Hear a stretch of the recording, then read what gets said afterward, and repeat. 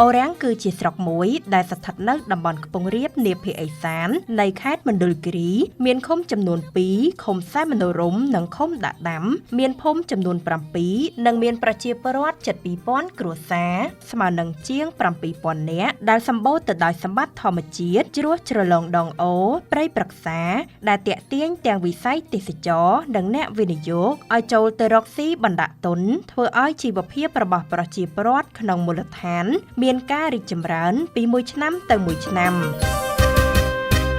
រីស្រុកអូរ៉ាំងចែងចាំងឃុំចំនួន2ស្រង់និមលមណ្ឌលគិរីសែនសោភីក្រោមការដឹកនាំរបស់លោកសៀកមុនីអភិបាលស្រុកអូរ៉ាំងក្នុងរយៈពេល5ឆ្នាំចុងក្រោយនេះសង្កេតឃើញថាពីមួយឆ្នាំទៅមួយឆ្នាំប្រជាពលរដ្ឋក្នុងដែនរដ្ឋបាលស្រុកមានការកើនឡើងជាលំដាប់ដោយសារកត្តាភូមិសាស្ត្រអាកាសធាតុអំណោយផលល្អជាមួយសកម្មភាពការងារប្រចាំថ្ងៃរួមមានការងារអត្រានុកូលដ្ឋានរដ្ឋបាលស្រុកបានធ្វើការបែងចែកភារកិច្ចដល់មន្ត្រីដើម្បីទទួលខុសត្រូវលើការងារអត្រានុកូលដ្ឋាននិងជំរុញដល់មន្ត្រីយកចិត្តទុកដាក់ផ្ដល់សេវាសាធារណៈនានាជូនប្រជាពលរដ្ឋបានទាន់ពេលវេលាចំពោះកិច្ចការងារក្នុងការបម្រើសេវាជូនប្រជាពលរដ្ឋរបស់យើងនៅក្នុងស្រុកអូរ៉ាំងនេះគឺយើងផ្ដោតទៅលើវិស័យនានាដែលយើងមានបាទការងារអត្រានុកូលដ្ឋានគឺរដ្ឋបាលស្រុកបានធ្វើការក្នុងនោះមានការបែងចែកទូនីតិភារកិច្ចជូនដល់គណៈអភិបាលទាំងអស់ដើម្បីទទួលបន្ទុកកិច្ចការងារផ្សេងបាទហើយនៅក្នុងនោះគឺយើងបានជំរុញដល់មន្ត្រីដែលជាអ្នកផ្ដល់សេវានោះគឺឲ្យមានការយកចិត្តទុកដាក់ក្នុងការបម្រើសេវាជូនដល់ប្រជាពលរដ្ឋតងទៅលើនឹងការផ្ដល់សិភៅស្នាក់នៅបាទហើយនឹងជាពិសេសគឺការផ្ដល់អត្តសញ្ញាណប័ណ្ណសកម្មស្មោះត្រង់ស្រុកអូរ៉ាំងចែងចាំងរស្មី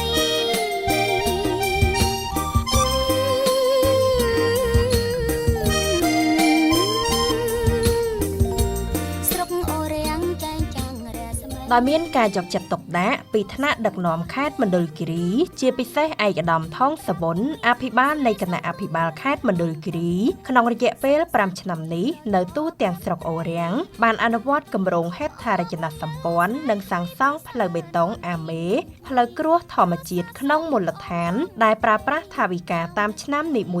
យៗរបស់មូលនិធិស្រុកនិងសប្បុរសជនរួមមានការជួសជុលផ្លូវគ្រួសក្រហមសរុបជាង30គីឡូម៉ែត្រការសាងសង់ផ្លូវបេតុងអាមេចំនួន9ខ្សែប្រវែងជាង10គីឡូម៉ែត្រដើម្បីជួយសម្រួលការធ្វើដំណើរជូនប្រជាពលរដ្ឋនិងភ្ញៀវទេសចរជាពិសេសអាជ្ញាធរស្រុកបានដំឡើងបង្គោលភ្លើងសូឡាបំភ្លឺតាមដងផ្លូវជាតិលេខ76ជាង500បង្គោលដែលប្រើប្រាស់ថវិការដ្ឋបាលស្រុកដៃគូអភិវឌ្ឍន៍និងសប្បុរសជននានាហេដ្ឋារចនាសម្ព័ន្ធផ្លូវគឺយើងបានអនុវត្តចប់សពគ្រប់បានជាង13គីឡូម៉ែត្រនេះគឺផ្លូវបេតុងហើយទាំងពីរឃុំគឺឃុំសែនរំហើយនិងឃុំដាក់ដាំហើយមួយទៀតគឺពាក់ទងទៅនឹងផ្លូវគ្រួសក្រហមគឺយើងអនុវត្តបានរហូតដល់34គីឡូម៉ែត្រហើយក្នុងនោះក៏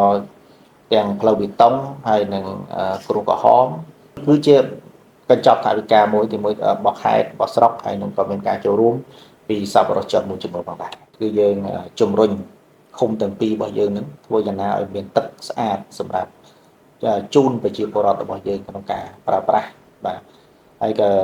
យើងកំពុងតែមានក្រុមហ៊ុនដែលគាត់កំពុងតែវិនិយោគប្រព័ន្ធទឹកស្អាត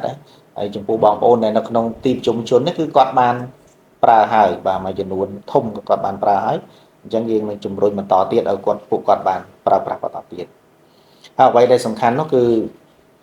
យើងទទួលបានសមិទ្ធផលថ្មីបាទថ្មីសាឡាងមួយហើយដែលមានថាដល់មហិមាមួយគេហៅថាទំនប់មហិមាបាទគឺទំនប់អូតេធិបតីបាទថ្មីនេះគឺសម្ដេចបវរធិបតីលោកទៅតែដាក់សម្ពោធឲ្យប្រើប្រាស់បាទប្រើប្រាស់ជាទំនប់ទឹកដែលយើងអាចស្រោចស្រពដូចជាសម្រាប់ប្រើស្រោចស្រពទៅលើដំណាំកសិកម្មបាទជាពិសេសគឺយើងអាចទាញយកទឹកស្អាតបាទដើម្បី មកប្រើប្រាស់ផងដែរ ការជំរុញឃើញសេដ្ឋកិច្ចក្នុងមូលដ្ឋានអាជ្ញាធរស្រុកអូររាំងបានទាញអ្នកវិនិយោគទាំងក្នុងស្រុកនិងក្រៅស្រុកជាពិសេសវិស័យកសិឧស្សាហកម្មនិងវិស័យទេសចរណ៍ដែលស្រុកមួយនេះមានអំណោយផលទាំងភូមិសាស្ត្រអាកាសធាតុធនធានធម្មជាតិនិងសុវត្ថិភាពសង្គម នៅក្នុងស្រុករបស់យើងនេះជាទូទៅគឺយើងមានក្រុមហ៊ុនវិនិយោគបាទក្រុមហ៊ុនវិនិយោគដែលកំពុងតែវិនិយោគសប្តាហ៍ថ្ងៃនេះមានដែលគាត់បានទទួលសិទ្ធិពីរដ្ឋាភិបាលជាង 6,000 ហិកតាទៅលើដំណាក់កសិកម្មគឺដាំដូងបាទគេក្រុមហ៊ុន Megafirst ហើយក្នុងក្រុមហ៊ុននេះផងដែរក៏មានការគ្រប់គ្រងពីសហគមន៍បងប្អូននៅក្នុងមូលដ្ឋានរបស់យើងហើយក្រុមហ៊ុននោះក៏បានជួយទៅដល់សហគមន៍បានយ៉ាងច្រើនផងដែរ ស្រុកចំនួន5សស្រាសស្រាំសកម្មគ្នាថ្មី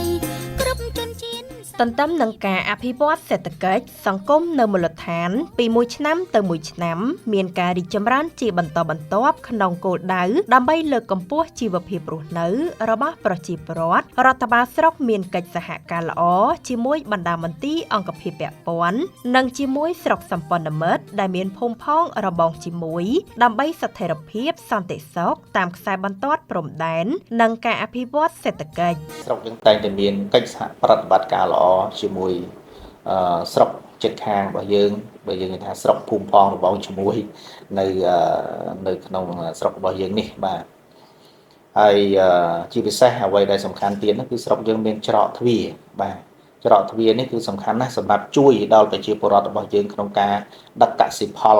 បាទក្នុងការដោះដូរកសិផលដូចជា